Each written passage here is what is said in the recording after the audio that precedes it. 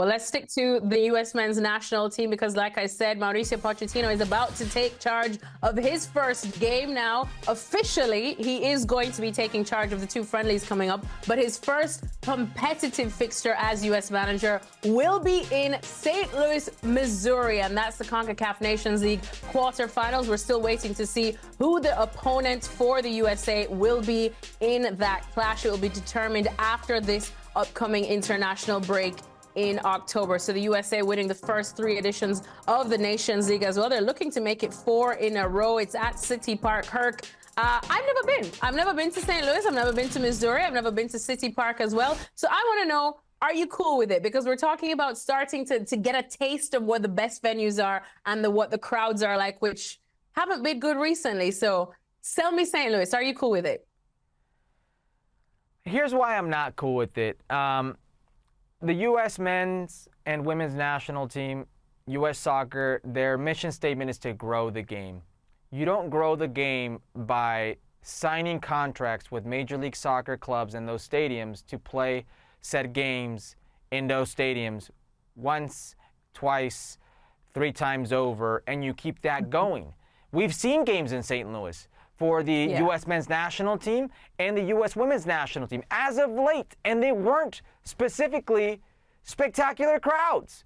Nothing to cry home about, nothing to go say, hey, look at this. And then when you look at generally what the U.S. men's national team has been in their own country when it comes to putting up fan bases or putting up numbers in seats, it's usually the opposition that puts those teams in or those fans in. The Brazils, the Colombias, the Germanys, those type of teams. The rest, this is what you get. So if that's the case, if you know you normally can't fill up these stadiums because, and I'm going to be real with people here, ticket prices, what is the scalpers today, the crazy demands they put on fans, how ridiculous it is for a family of 4 to go to a game or to go to a sporting event in this country. It's not easy. You put in the economic crisis that many Americans are facing today, and they're going to be more selective with their money in how they choose it. So if there is a second, third, fourth game in or around your area, and chances are it's going to be against no offense to my friends of Trinidad and Tobago, no offense to my friends of Jamaica, no offense to my friends of, Honduras, whatever the case may be, it's not exactly enticing these fans to come out. So if all you're doing is fulfilling a contractual obligation you made with an MLS owner in an MLS stadium, then I understand these fans. I understand the frustrations. I also understand what it's like to have a family and say, you know what, I can't do it this time. I can't go. So no, I'm not cool with it.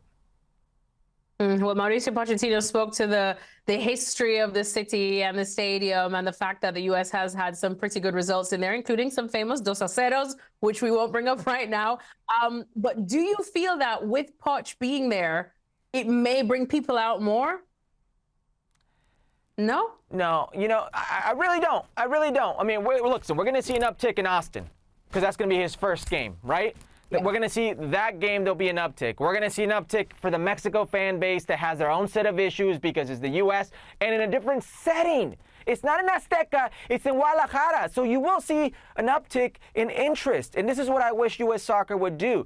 Just do your own mission statement. Do what you said you were going to do. Grow the game. Go to underserving sections. Go to different places you've never been.